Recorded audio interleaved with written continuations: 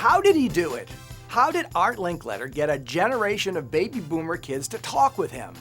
It wasn't always about the free bicycle. Sometimes it was more about just being listened to. And that, as Art explained in 1991, is really at the heart of his television legacy. It's a great part of my life. It was perhaps the outstanding contribution that I gave to broadcasting, and that is the ability to talk to children.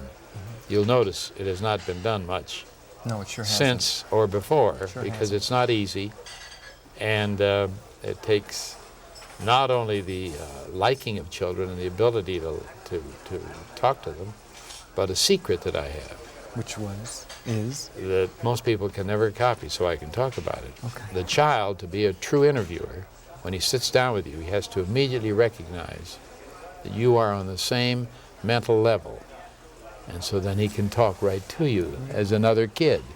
And they see right away that I'm just a big kid. And I kid with them, never talk down to them or up to them.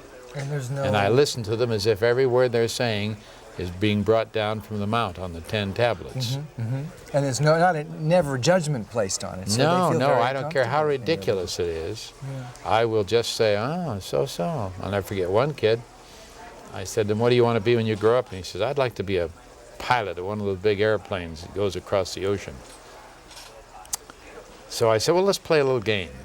Kids love to play games. I said, let's pretend that you're the captain. And you're up in a ship, and you've got 200 people, and you're 35,000 feet.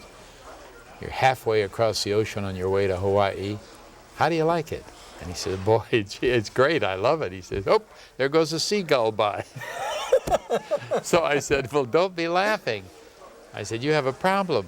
He said, what's that? He said, all 4 engines have just stopped. And he looked at me in some alarm because he was into it. He says, you sure all 4 of them stopped? I said, yeah. What are you going to do? You're the captain. What are you going to do? He was about 8 years of age. He stopped a minute. He said, well, I'll get on the microphone up there and tell all the people to fasten their seatbelts. I said, good. Then what do you do? He said, I put on my parachute and jump out. And of course the audience screamed and laughed. And I'm watching him. I'm just watching him. And I see tears coming up in his eyes because he's not trying to be funny.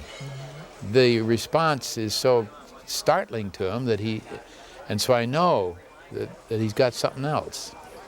So I say, why did you do that? Why did you leave those people and go off and jump out of your airplane? He says, I'm coming back. He says, I'm going for gas. Now you see, by listening and watching body language and going along with him, I got a wonderful finish, whereas an ordinary comic just looking for a laugh, he gets the laugh, he goes on to something else. Art Linkletter was born in 1912 in Moose Jaw, Saskatchewan, Canada.